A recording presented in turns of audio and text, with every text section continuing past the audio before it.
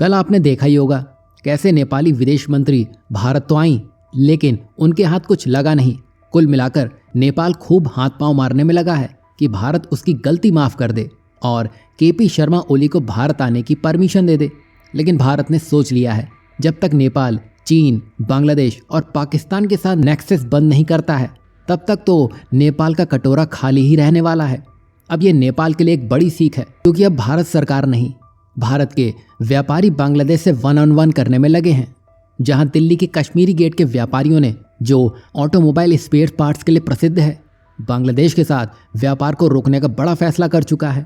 अब ये कदम बांग्लादेश में हिंदू अल्पसंख्यकों पर हो रहे अत्याचार और वहां की बिगड़ती आर्थिक स्थिति के विरोध में उठाया गया है। बता दें कि कश्मीरी गेट में लगभग 20,000 से ज्यादा दुकानें हैं, लेकिन लगभग 2,000 दुकानें बांग्लादेश को स्पेयर पार्ट का निर्यात करती हैं और इनकी अब सप्लाई रोक दी गई है।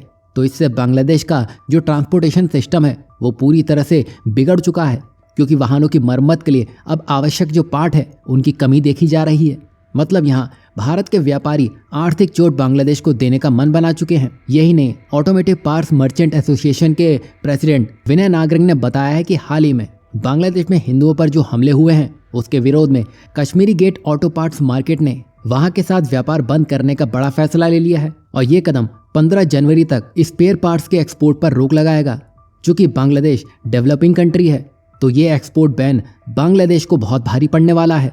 यही नहीं, वेस्ट बंगाल के नेता तो स्पष्ट कह चुके हैं कि यदि हालात सुधरे नहीं तो भविष्य में पश्चिम बंगाल पूरी तरह से व्यापार बंद कर देगा। मतलब यहाँ अब भारत पर कोई देश, खास तौर से यूरोपीय देश जो हाल ही में बांग्लादेश को कंट्री ऑफ द ईयर घोषित कर चुके हैं, वो भी कुछ नहीं कर सकेंगे, क्योंकि यहाँ भारत सरकार इन्वॉल्व नहीं हो रही है। यहाँ भारत की जनता और आम लोगों ने बांग्लादेश में अपने लोगों के लिए आवाज बुलंद की है और इसका असर बांग्लादेश के टेक्सटाइल सेक्टर में दिखना शुरू हो चुका है। बता दें कि बांग्लादेश का सबसे बड़ा औद्योगिक समूह टेक्सिमो की जो स्थिति है वो अभी बेहद खराब हो चुकी है। बता दें कि ये समूह अपनी 170 कंपनियों में से 136 को अगले 3 महीनों में बंद करने की तैयारी भी कर चुका है। इसके अलावा 3 कंपनियों को तो नीलाम करने की तैयारी भी की जा चुकी है।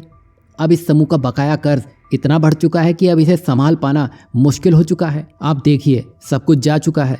मोहम्मद यूनिस के अब बस कपड़े ही बचे हैं। मतलब अब ऐसा कुछ नहीं बचा है जो बांग्लादेश को फिर से खड़ा करने में मदद करेगा।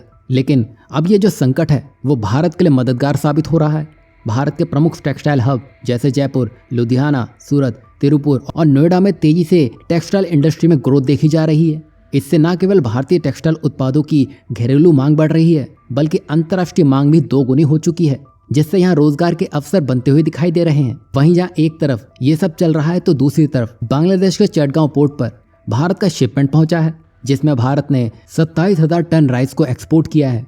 अब आप सोच रहे होंगे कि इतना सब बांग्लादेश करने में लगा है तो ये शिपमेंट की बात कहाँ से आ गई। असल में ये शिपमेंट 2 लाख टन चावल के निर्यात का हिस्सा है, जिसका समझौता भारत और बांग्लादेश के बीच में नवंबर में हुआ था। यही अब बांग्लादेश को भेजा जा रहा है। अब यहाँ भारत भी वेट एंड वॉच की स्थिति में है, क्योंकि जब जनवरी में अमीर की सत्ता में बड़ा बदलाव होगा तो इंटरनेशनल प्रेशर भी बांग्लादेश का गला घोटता नजर आएगा। क्योंकि अब बांग्लादेश में फूड का सबसे बड़ा क्राइसिस खड़ा होने वाला है, क्योंकि अब म्यांमार के एक बड़े हिस्से में अराकान आर्मी का कब्जा हो चुका है, जिसके बाद से म्यांमार से बांग्लादेश को चावल का निर्यात बंद हो चुका है। जो बांग्लादेश को सस्ते में चावल भेजा करता था, अब ना बांग्लादेश के पास पैसा है और ना ही अकल।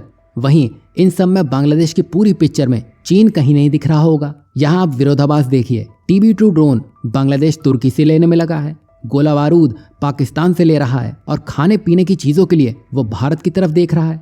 आखिर बांग्लादेश करना क्या चाहता है? लेकिन अब बांग्लादेश पर आखिरी कील ठोकने के लिए भारत के विदेश मंत्री अमेरिकी दौरे पर हैं, जहाँ डॉक्टर एस जयशंकर अमेरिकी नेताओं से महत्वपूर्ण ग्लोबल इशू पर बातचीत कर रहे हैं। उन्होंने सबसे पहले राष्ट्रपति जो बाइडेन के प्रतिनिधि मंडल से मुलाकात की है।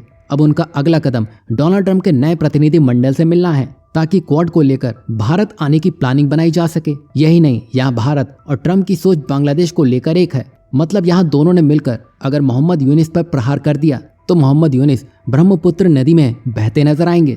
वैसे आपको क्या लगता है?